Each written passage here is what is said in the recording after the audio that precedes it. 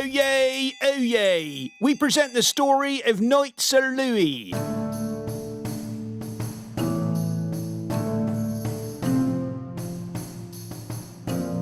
Knight Sir Louis by the Brothers McLeod. Knight Sir Louis is the bravest of all knights in all lands. Braver than Knight Sir Colin in the bogs of Watersmell. Braver than Knight Sir Barbara in the mountains of Itso-High. Even braver than Knight Sir Gary from the soggy lands of Tippin-It-Down. Being brave is what Knight Sir Louis is known for, but Louis is modest. He says he's not brave, but just good at staying calm when everyone else is going completely bonkers. When Louis was a little boy, his local lord locked himself out of the horse-drawn double-decker bus. It was bad timing, as the lord was supposed to be going to the royal wedding. The lord and lady and all their friends were very upset and running around in a panic, but little Louis, only 4 years old, spotted they'd left a window open.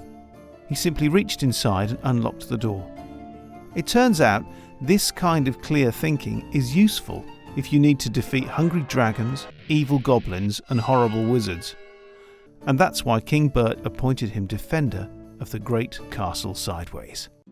Okay, so now you're wondering, who is King Bert and is his castle Sideways really sideways? Well, one thing at a time. King Bert is the ruler of a kingdom known as Squirrelhelm. I know it's a silly name. Don't look at me, it's not my fault.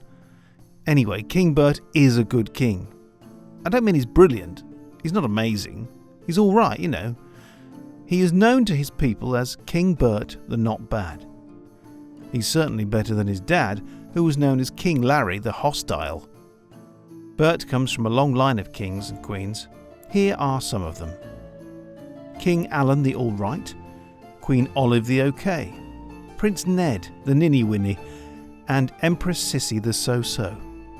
King Bert's favourite hobbies are giving speeches, throwing banquets and playing computer games. Yes, computer games.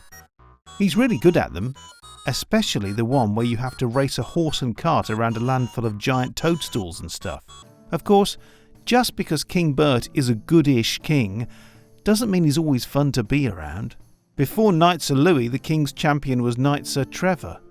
He was brave and noble, but one day he failed to stop the double-headed dragon Borax from eating King Bert's brother, Prince Garibaldi, famous for smelling faintly of biscuits.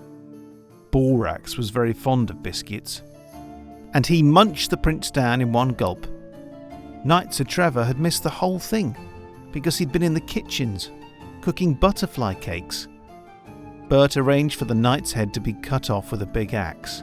Trevor wasn't happy about it, but agreed it was fair enough since he'd really messed up. He was allowed a last meal. He had butterfly cakes. He said they were a bit dry and could have done with less time in the oven. Now, let's get back to Castle Sideways. It's a lot like King Arthur's Camelot, but with a much sillier name.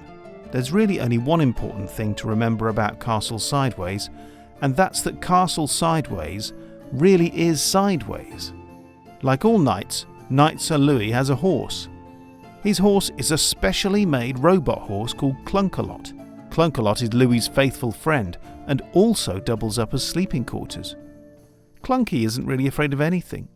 He once flew inside an ogre's stomach just to rescue a potted plant. It was a sunflower and he'd grown it from seed himself. He wasn't about to let some big green oaf eat it. Clunky doesn't say much or even neigh much, but he does compose poetry in his spare time, especially haiku. Here's one of his favourites.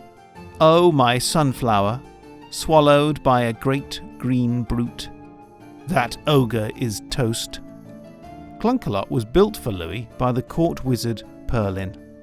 Young Perlin isn't a fully qualified wizard yet, and she's not just a wizard.